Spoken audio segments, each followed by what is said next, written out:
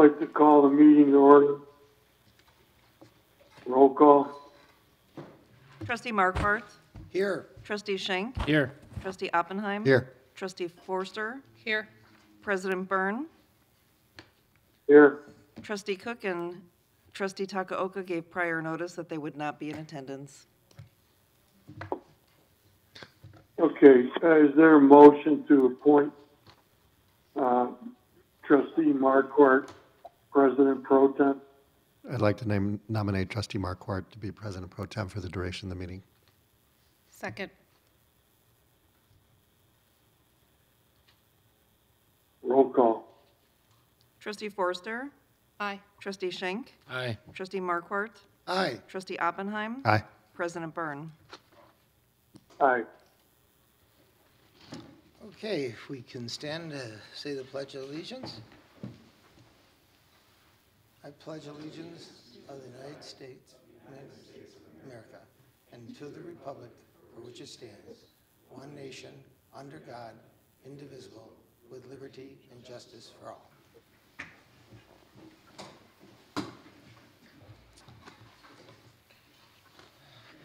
Okay, are there any citizens wishing to address the board that is not on our agenda for tonight?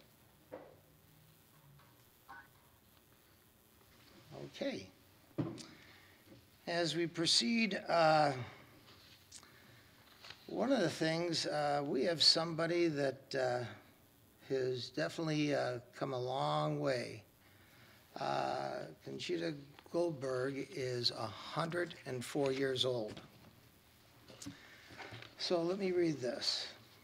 The village is pleased to announce the celebration of the birthday of Mrs. Conchita Goldberg, who turned 104 today. Conchita was born in, God, I always go through on Puerto Rico.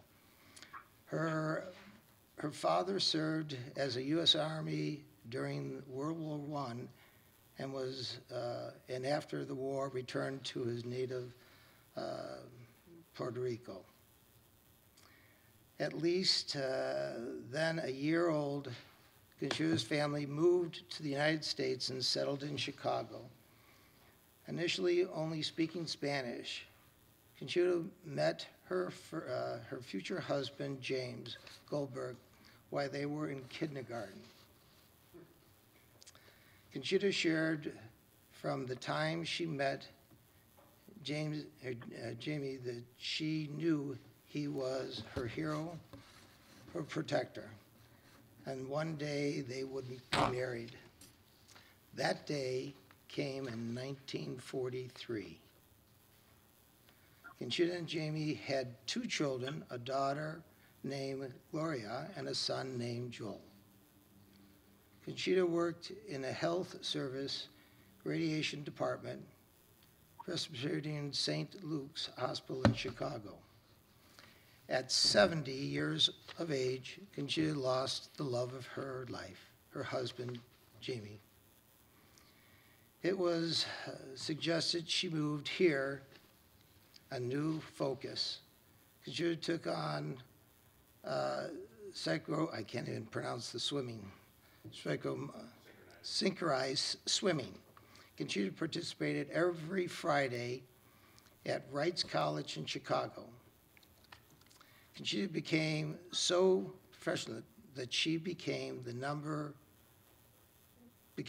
of the Sea Stars, go ahead, John, you can say it again, synchronized swimming team.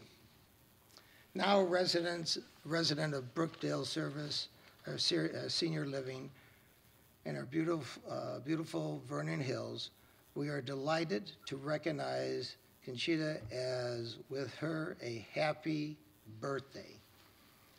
Being 104 years old in age, Conchita enjoys seniority rights among 6 other members of the Centenarian Club.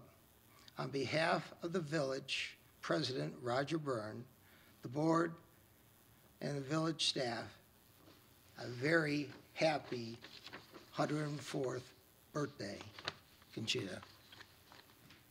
Fantastic. Well said, Trustee Markort. So as the board's aware and for the community, during COVID, it was suggested that staff start a senior outreach initiative to ensure members of the congregate living facilities have had a certain level of engagement with village staff. And out of this came the celebrations of people having birthdays when maybe their families couldn't be there. Village staff would go and celebrate these birthdays. So I believe this is the 7th Centenarian that we have in Vernon Hills. And Brookdale staff made us aware of this about a month ago.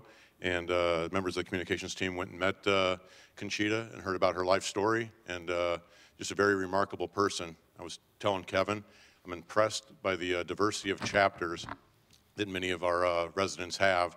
And it's very, very educational and informative to sit with somebody who's 104 years old and hear of everything they've been through from, their parents being in World War I to immigrating to the United States to living in the original Maxwell Street Market area, eventually working their way up to the north part of Cook County and now in Lake County, and then talking about loss in her life and how she had to deal with that and how swimming for the last 30 years has provided her an outlet. And as you mentioned, she became so good, she was asked to be part of a senior synchronized swim team. So she still swims to this day at the other Brookdale on Route 21. So it was an awesome day to celebrate her birthday. I asked everybody to go to our village social media page, and you'll see the celebration that we had there today where we all sang happy birthday to her with her friends and family. So just an awesome day. So happy birthday to Conchita Goldberg. Wow. Next, Proclamation, Arbor Day. And Chris, if I can. Sure. So this is the 2023 Arbor Day Proclamation.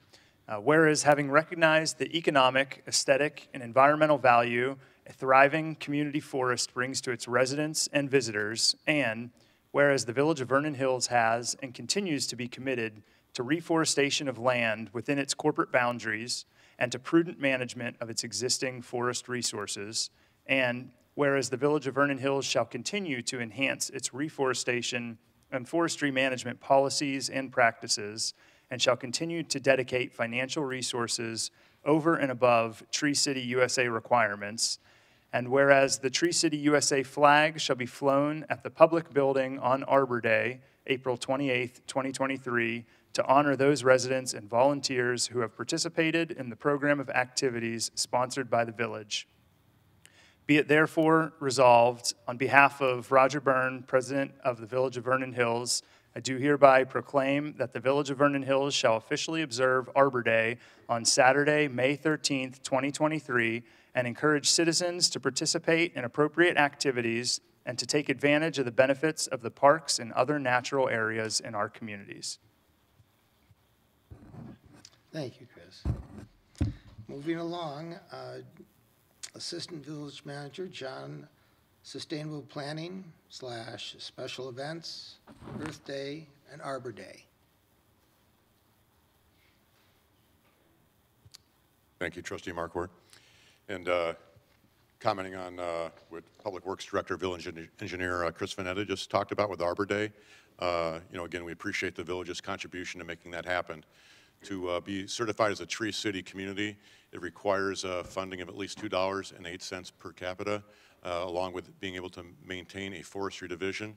And just for the record, the village doubles that each year. So tremendous achievement by the village, which we'll talk about here with our sustainability planning. As we approach Earth Day, which is celebrated April 22nd, an annual event intended to raise awareness of the need to protect natural resources, promote conservation, and encourage sustainability. Next slide. We would like to take this opportunity to share with the community the village's ongoing commitment to the Greenest Region Compact, share information on the village's sustainability planning efforts. Sorry. Okay. Share information on the village's sustainability planning efforts, and share information about upcoming events that recognize Earth Day and celebrate Arbor Day. Next slide. For our sustainability planning for the period of 23-24, staff has identified several areas that we'd like to highlight here tonight. The first is supporting SWALCO. For members of the community, SWALCO consists of all municipalities and other stakeholders within Lake County. The purpose of SWALCO is to implement a regional approach to the challenges of solid waste management, which address the economic, political, and environmental issues in Lake County.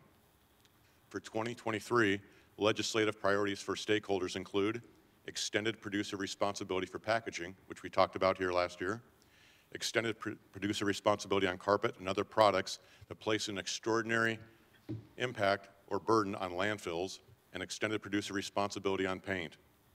As the board is aware, household waste mobile collection points are run by SWALCO, and costs for collection and safe disposal of paint and disposal of bulk items, such as carpet, ultimately falls back on village residents who pay the cost for landfill operations through the municipal waste service fees in the contract. The above legislative priorities call for producers of said products to share the burden by economically supporting waste agencies and communities with our collection and recovery efforts of their products. The GRC. We would also like to take this opportunity to remind the community of the village's commitment to the Greenest Region Compact. During 2022, the village formally joined the Metropolitan Mayor's Greenest Region Compact. The GRC offers support and framework for mayors and community leaders to identify and analyze initiatives and efforts that contribute to sustainability.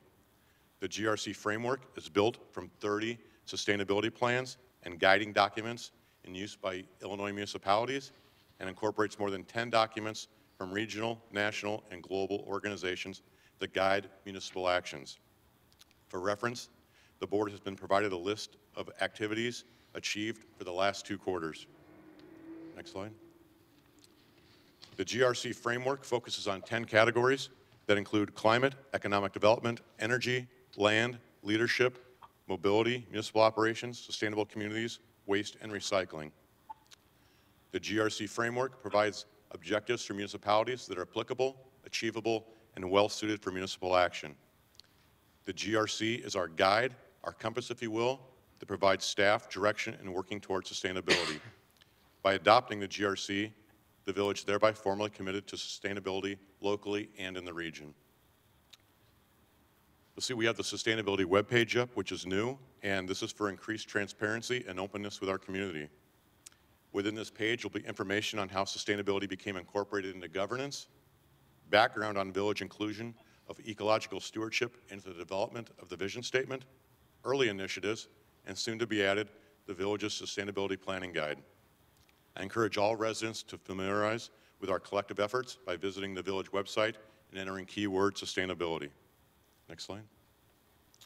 Returning to our goals and objectives, we would like to welcome a new member to our green team.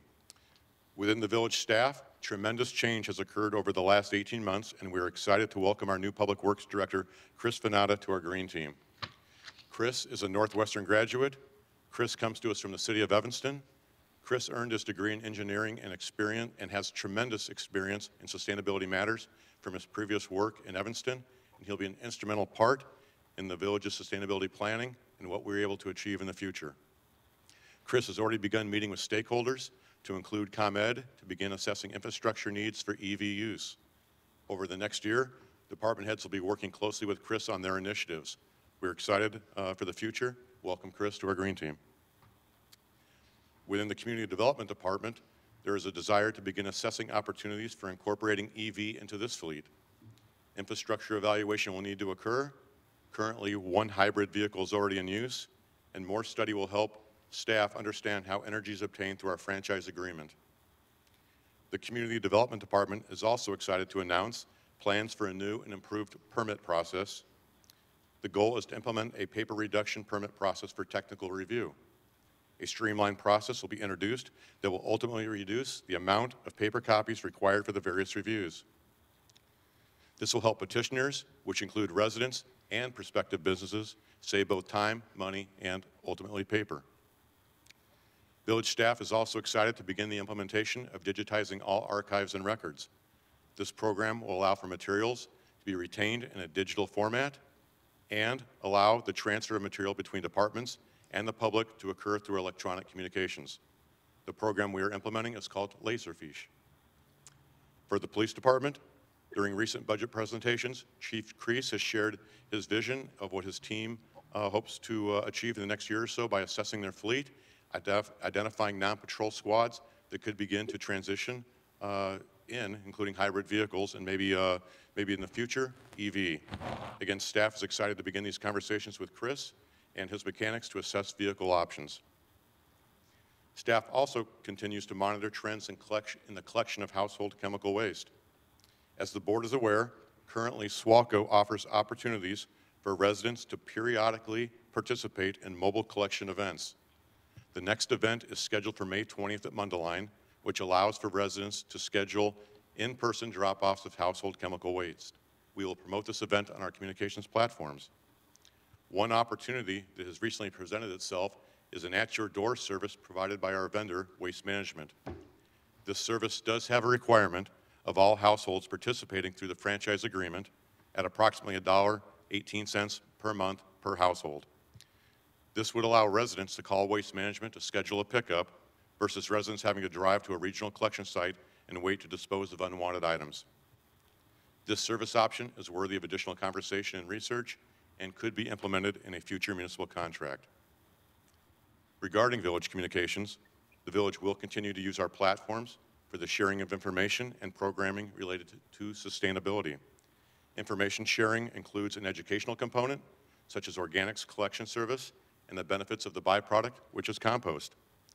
Information sharing also includes promotion of all SWACO events and opportunities for community groups, such as Go Green, to share content for educational purposes via our public access channel. Next slide. The village will continue to stay engaged with the residents we serve. One example is from earlier today.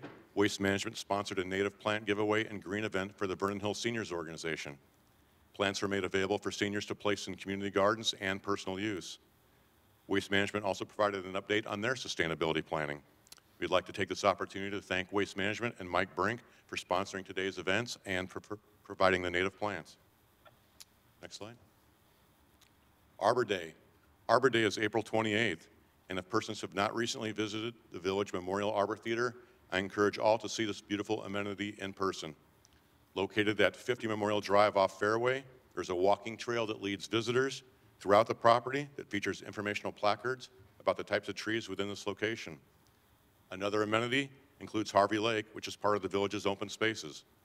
Located off Bay Tree Circle, our Public Works Department is constructing a bridge that will allow visitors walkable access around the entire area to explore this beautifully preserved property and lake. Finally, Public Works will be hosting a native tree and shrub sale this month. This is an opportunity for residents to pre-order trees that include white oak, red oak, bur oak, river birch, and numerous shrubs, all to help restore our urban forest here in beautiful Vernon Hills. Information is on the website under the news feed. Next slide. Before I turn it over to the board for comment, I'd like to give Chris an opportunity to give a shout out perhaps to his team and maybe any other upcoming events that are related to sustainability. Yeah, I would just like to add that I'm really excited to work with village staff and our other partners and stakeholders on these sustainability initiatives and goals.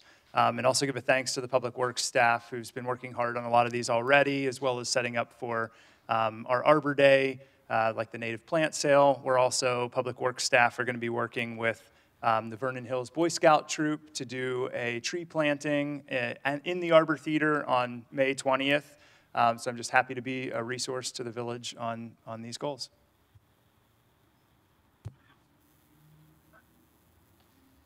A lot of things. Fantastic. I believe next is Finance Director. I believe on fiscal year 2024 final budget. Okay, thank you. I have a few items on the omnibus agenda. I just wanted to call out a couple here before we proceed. So starting with the fiscal 24 budget. Included in your board packets this evening is an ordinance for consideration to adopt the fiscal 24 village budget. Preceding that ordinance is a memo outlining the revisions included since the draft budget was provided in late February. These revisions have been communicated to the board prior to this evening. Just to summarize briefly, after these updates are provided, overall increase in budget expenditure is up $1,066,737. And breaking that down into a few large increases here, the contribution to the Park District was added for $400,000. The budget was increased $373,000 for the Lakeview Parkway project based on the bid activity. And then we had a few vehicles that were moved from the fiscal '23 budget into the fiscal '24 budget due to delivery timing delays that we discussed prior, and that was an increase of $233,000. Final note there is the net increase in the general fund was $10,635. Before I move to the next item, just wanted to see if there's any comments or questions regarding the budget before it's up for a vote. Go ahead. Yeah, I think just for the sake of transparency, we probably should talk about the contribution to $400,000 to the Park District. Yeah, I can Since we speak to didn't- that. I believe Park District Executive Director Jeff Fuzier was before the board 1 or 2 meetings ago and discussed some improvements that they're going to be making to their aquatic facility this coming year. Their plan is to remove the lazy river and to build in its place a spray ground. The bids that they had for the project came above budget, and they had requested assistance from the village to help fill that funding gap. And so the request was for $400,000. I believe this was discussed, or the request was individually discussed by the board, and we've gone ahead and placed that in the budget. Doesn't mean that we've committed the funds yet, but it's in the budget. The next step in our process would be forming an IGA, which would govern this transaction. So their construction, I believe, is scheduled for the close of the pool season in 2023. So their hope is to have that open by summer of 2024. So I spoke with Commissioner Dorhofer last week or the week before about this. Some of the things that weren't presented to us previously were that, for one, the lazy river tended to lose water. But the main thing was that it required a lot of employees, a lot of staffing, which this won't require. They can turn it on, turn it off with only one employee there. And similarly, or relatedly, if the weather is nice later into the season or after the lazy river would have been closed already, they can have one employee go over and turn on the water even in October if there's a nice day, versus with the lazy river, once the water's gone, it's gone. So Yeah, absolutely. I believe their annual budget was about $75,000 just for lifeguards for the lazy river. I want to say it was anywhere between 8 to 10 lifeguards per shift at soon to be $15 an hour minimum wage. So you can kind of guess how high that cost went. And then the convenience of the spray park is that, like you said, they can either open it earlier in the year or keep it open later in the summer. What happens to a lot of pools in the area is that once college comes back into session, a lot of the staff goes away and they have nobody left to lifeguard. So this facility wouldn't require a lifeguard. It would really just require a staff attendant to open the gate and collect any fees if they have any fees. it certainly seems appropriate that we dedicate some of our funds to this. I think maybe you guys can concur with this. The slides are staying, which was one thing that I we believe talked they are, about. yes. The slides are saying, but the lazy river's going. There was a might lot be of one- questions out there about that. I believe there's one slide, if I'm not mistaken, there's one slide that connects to the lazy river, a tube slide perhaps. That might, I'm not sure, but I thought they always go in the same basin. I But think that might be removed just because of it can't go into nowhere, so, but I believe the other slides are remaining. Any more comments? Nope. Okay, thank you. And before I move off the budget here, I just wanted to say, being my first year budget process, how significant the process is, and then appreciate the help from the board, the staff, and just wanted to acknowledge one more time all the efforts gone into the budget over the last several months, so village-wide, so I appreciate that. Moving to the next item. Here, okay. I think, yeah, broker-dealers, there we go. Okay, so in light of the current investment interest rate environment, I wanted to review current investment policies and review the overall investment program of the village. More investment program and discussions and updates to come in the following meetings, but tonight with item Q, I'm seeking the board's approval for adding 2 additional broker-dealers to the approved list. This list will expand to 4 broker-dealers. This ensures I am able to obtain competitive pricing when buying and purchasing investments for the village. Again, these are just broker-dealers for investment purposes. Be happy to take any questions if there's any questions or comments on this at this time. How do the brokers charge their fees? So they make their money on the spread of the investments. So then, in a nutshell, there's no direct charges to the village, or there's no agreed-upon rates. When we need to replace an investment in a ladder or purchase an investment, I would reach out to multiple broker-dealers and say, I'm looking for this, and they will provide quote pricing for those. And then also weekly, they provide new issue pricing, which is pretty set, and they're all pretty flat.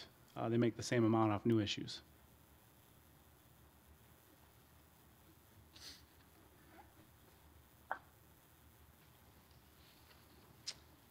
Any further questions? Proceeding on, I believe for community, I guess, Chief, no speaking part, I believe. So, community development, Andrew, the update grading plan modification for Everleigh. Thank you. Just a quick update. I think we have a slide for this, actually. The Everleigh has been working with us since the fall to address a condition that we observed during the construction where the grading for the site left a significant grade change between the buildings and the bike path. We've been working with them to determine whether or not the grading plan could just be adjusted and regraded. We couldn't find a way to do that with an appropriate slope. And so given that that foundation wall does need to be covered, and then the slope would have to be appropriate between that point and the bike path, we've arrived at a solution working with their engineer. They are going to, as you can see here in red, they're going to add a landscape block wall at the foundation. They'll be planting in that narrow area between the landscape wall and the building. This will completely cover the exposed part of the foundation, and then below the wall, they'll have a more normal slope between the face of the wall and the bike path. And so these are the 3 buildings that would be affected by this. These are the cottage-style units right along Lakeview. Is the 4th, there are 4 buildings, so nothing, everything is taken care of with the 4th building, which is, I guess, so outside, so to the southeast and northwest, the grade difference is not so significant, and the foundation wall can be covered by just typical grading, and the slope isn't too steep in that area. So these 3 buildings are the 3 that are impacted by this. And we do have Matt Eagle from Manhart is here if you have any questions about the process. We appreciate them working with us. It was obviously an expense that they weren't anticipating, but this had to be resolved, and this seems to be the best solution. Any questions from the board? No. Yeah. Okay. Proceed on. Omnibus, we have approval A through Q, but we have, for the record, items P should be labeled resolution number 2023-016, and item Q should be labeled resolution number 2023-017. Getting a little ahead of ourselves, weren't we? Just a few years. Just a few years. Do I have a motion for this? I move to approve. Second? Second. Roll call, please. Trustee Schenk. Aye. Trustee Oppenheim. Aye. Trustee Forster. Aye. President Byrne. Aye. Chairman Pro Tem Markwart. Aye. Motion carries. Thank you. I believe that is it for there to go on to committee of the whole meeting, So, but any, we have to enter in, first, Okay. any new business, though? oh, I'm sorry, any new business? Yeah, I'd like to give a shout out to a locally owned company in Vernon Hills, Base Limousine. Base Limousine has partnered with the Park District with their CPR certification classes. Every quarter, they're offering 3 free spots of the CPR certification. They're doing it every quarter for the next 2 years, so it's 96 slots that are free for the first 12 to register.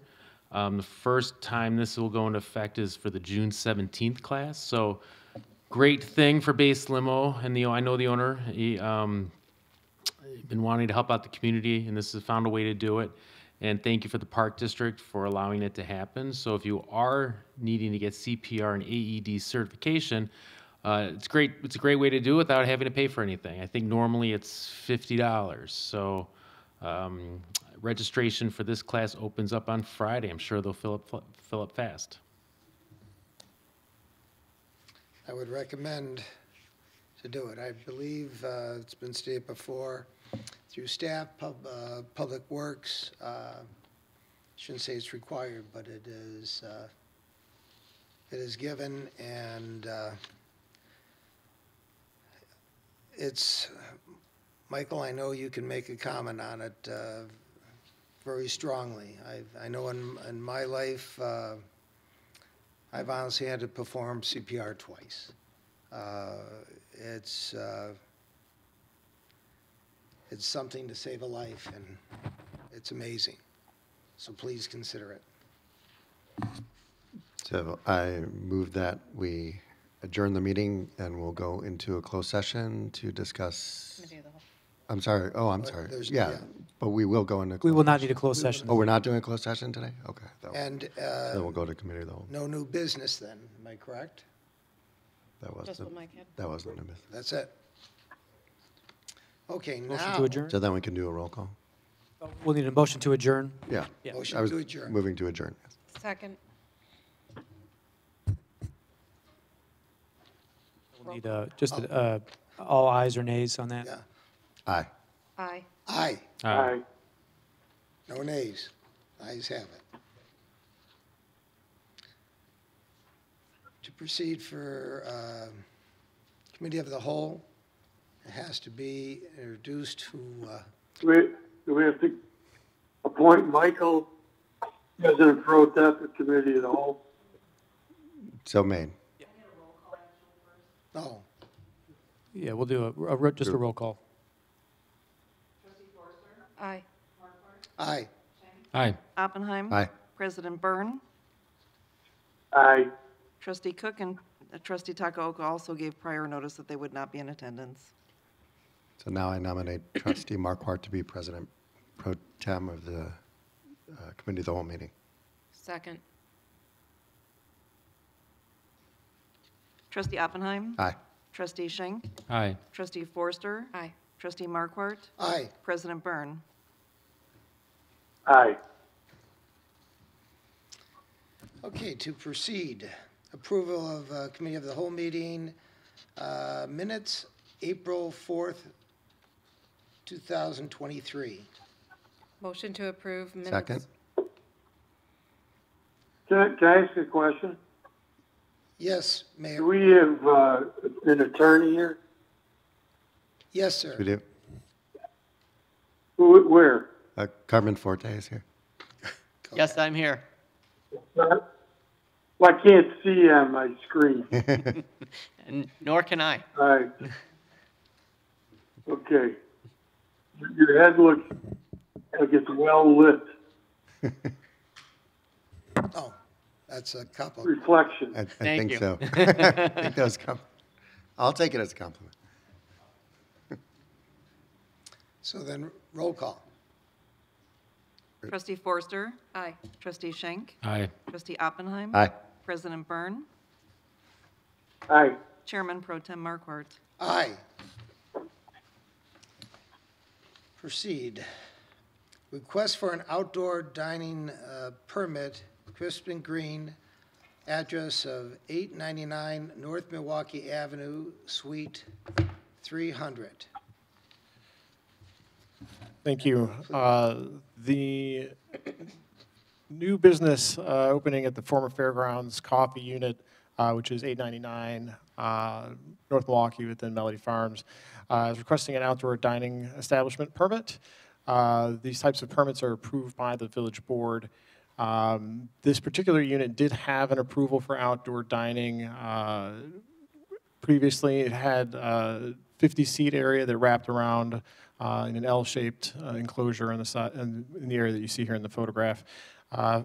Crispin Green is looking to do a smaller area just on the north side of the building, so just the area facing the green open space there. The proposed appearance of the enclosure, the fence, is shown on the right, with the exception that the material itself would be Trex composite as opposed to wood. But the horizontal slatting is the look that they're going for. As I said, this would be a smaller area. It would have 25 seats rather than the previous 50, and the seating would be arranged in a mix of 4 top tables and lounge areas with outdoor couches. With that, I believe there's a representative of Crispin Green here who'd be happy to answer any questions that you have. Any questions to the board? Please, you could give a shout out and a promotion shout Hi, out. come on up, introduce yourself. Hi, I'm Gina Portner. I am excited to be opening the first Crispin Green franchise in all of Chicago. So The whole state even? all of Illinois. Yeah. Yeah. So it's a franchise that was started in Minnesota, and it's pretty much in all of 50 states. Not all 50 states, but a lot of them. And we are one of the last major markets that it's going to come to. So we're very, very excited.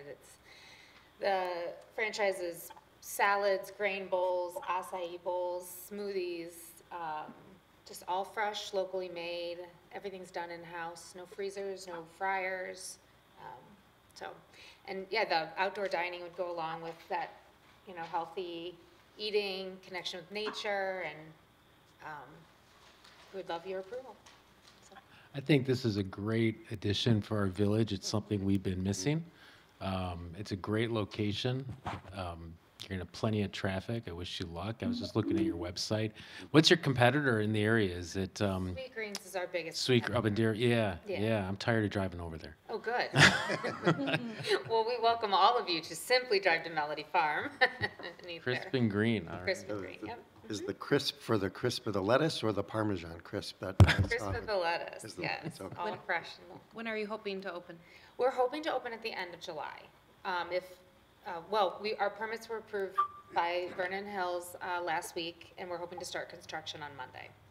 Was this?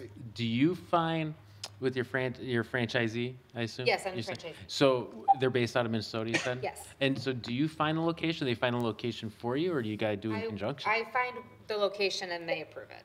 Are you a Vernon Hills resident, or? I am not. Okay, you don't have to disclose your. Yes, I'm not. I mean, it's gorgeous, but I'm not. How much space is there between the patio and where those steps are for the green area? If you look at the photo, I don't have the exact dimension, but if you look at the photograph, Is the on pylon the left, designating there that? is a area on the there's an outdoor dining area in the adjacent unit, so there is space to walk by. There's about 5 feet between the enclosure and where the steps come down. Okay. Okay. So it's not where that pylon just happened to be there. It's part of the picture. It wasn't. Just happened to be there. It wasn't. Wasn't designating anything. Okay. Any other questions then? Welcome to Vernon Hills. Thank you. I appreciate it. We're excited. Thank you. Do we need a motion? Just before we move on to the next one, I am just looking for consensus to direct me to go ahead and put together a resolution with the 2 conditions listed in the staff memo. I Michael, your consent. comment? Yeah, I'm all good. All good. I'm good. Thank you. Next, 830 West End Court zoning variation to reduce required parking associated with the multi-tenant medical office building.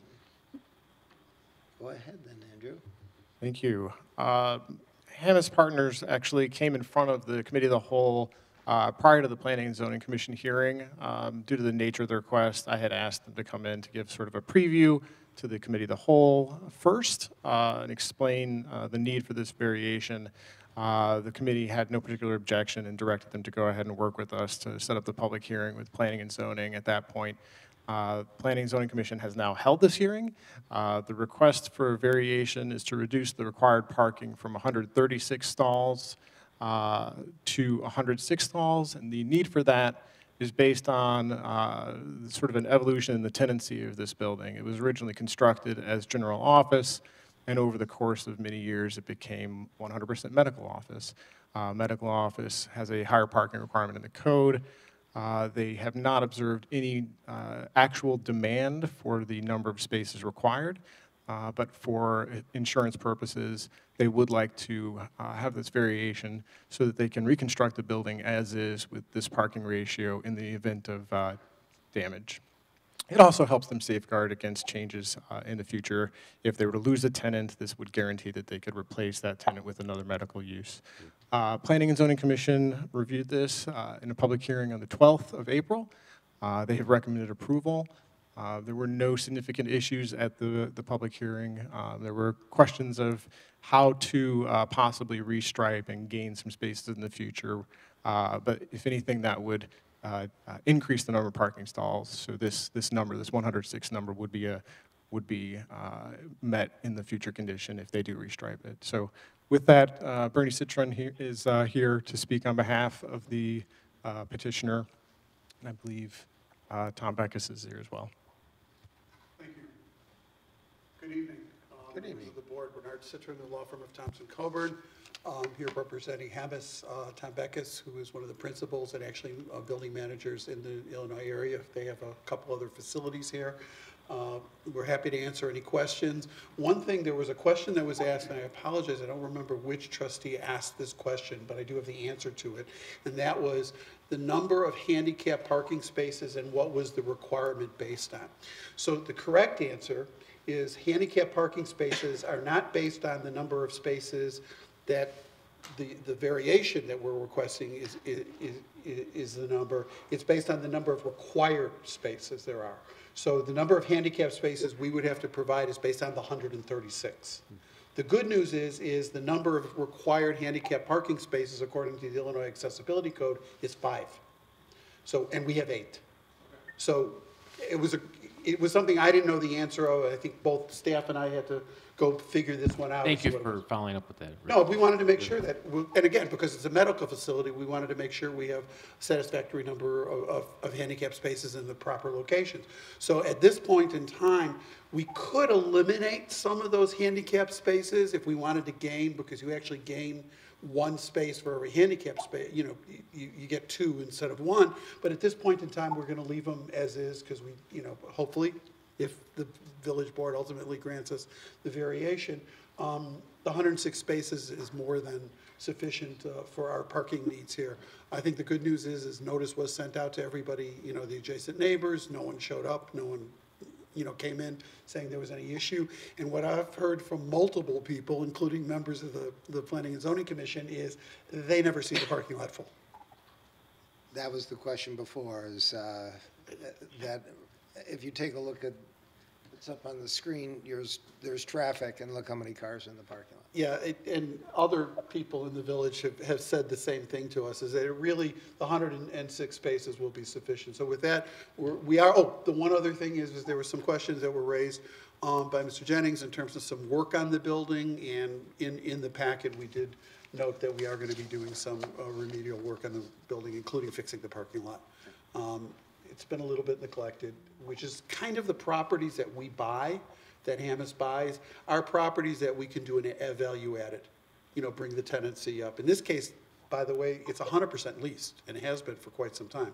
Some of these tenants are like 15 years old, so they have They've been here a long time, but again, we want the facility to be good looking. So with that, we hope that the committee of the whole would recommend on this, and this will go to the board.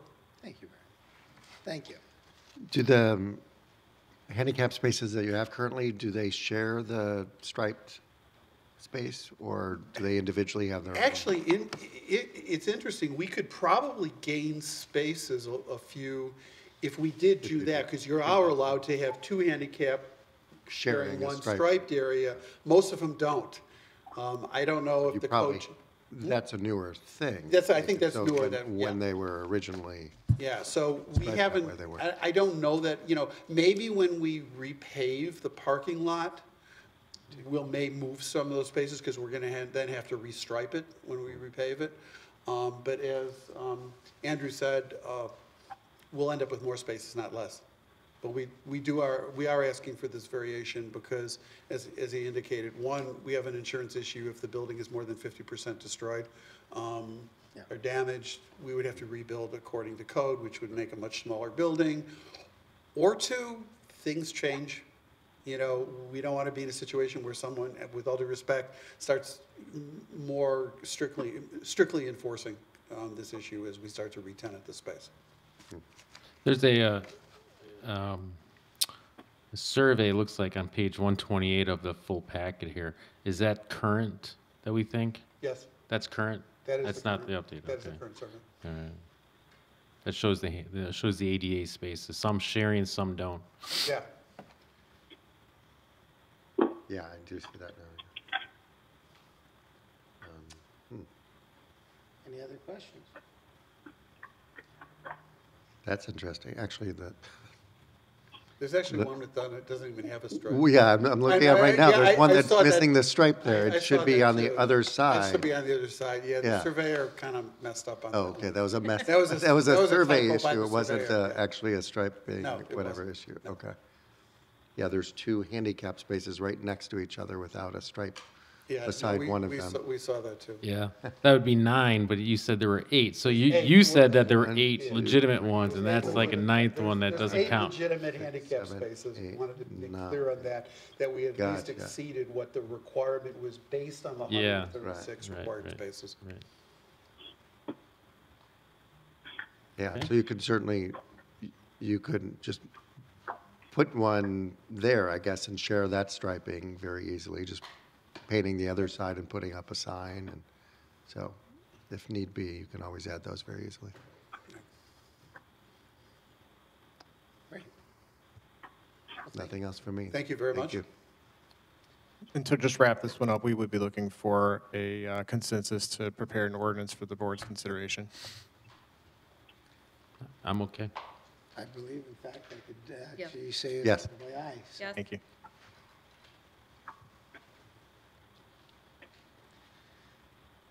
Next, amending zoning code, section 20A dash, or dot 2, regional planning unit development reductor. And again, Andrew. Thank you. This is an item that I think will be familiar to the committee. When we presented the committee back in December with a request by Royal Birkdale, the pod within, one of the custom home pods within Greg's Landing, had a request to modify their development permit for the purpose of allowing solar roof tiles to be installed. The request from the committee at that time was to work with Royal Birkdale on their specific question, but also to look at whether the code itself could be amended in a way that established procedures for future development permit amendments. So this is what we've come up with. I did bring it back to the committee of the whole before it went to the Planning and Zoning Commission. It has been essentially unchanged in those months, but as a reminder, it establishes a new subsection within the regional plan unit development procedures that would basically outline what type of review is required for a development permit amendment that conflicts with the RPUD in some way. a public hearing would always be required. So you wouldn't have a development permit that would amend upwards, if I could describe it that way. So there would have to be a public hearing because in effect you would be amending the RPUD. So that would be a public hearing. A public hearing would not be required if there's a show of support, either by an HOA for that pod, voting in a formal HOA board meeting in favor of the amendment, or lacking an HOA if there's a petition by 2/3 of the existing homeowners in that pod in support of the amendment. It would not require a public hearing. We could bring it in front of the board for approval. If there is no support, either in the form of the petition or the HOA, they could still make a request, but it would require a public hearing at that point so that we would make sure that all of the owners in that area had received proper notice. So that, in a nutshell, is what this amendment shows. And I would bring it back as an ordinance for a future omnibus agenda if the committee is in favor of it. And all I need is in favor who, by a show of saying aye. So I will ask, in fact, Nancy? Aye. Dr. Dave? Aye. And Michael? Aye. Aye. Thank you. Do you have to ask the mayor? Yeah. Mayor? Also? Aye. Thank you. Ayes have it. That is it. Can I acknowledge something real quick before we Yes. close? So I want to congratulate Trustee Marquardt, Trustee Oppenheim, and Trustee Forrester for being reelected for another 4 years. It's been a pleasure serving with you. Hopefully, I get to serve with you for the next 2 years, then it's my turn. So, great assets to the village. You know, you guys are community people, deep and through. So really appreciate all your service. Thank you. Thank you very much. Thank you. Appreciate it. And on that Well done. note, I move to adjourn. Correct. Motion to adjourn. That's a second. Second. Roll call, please. Trustee Oppenheim? Aye. Trustee Schenk? Aye. Trustee Forster? Aye. President Byrne? Aye. Chairman Pro Tem Markwart? Aye. That's it. Thank you and good night. All right, good night, Mayor. Good night. Good night. Mayor. All right, all the trustees are saying good night to you as well.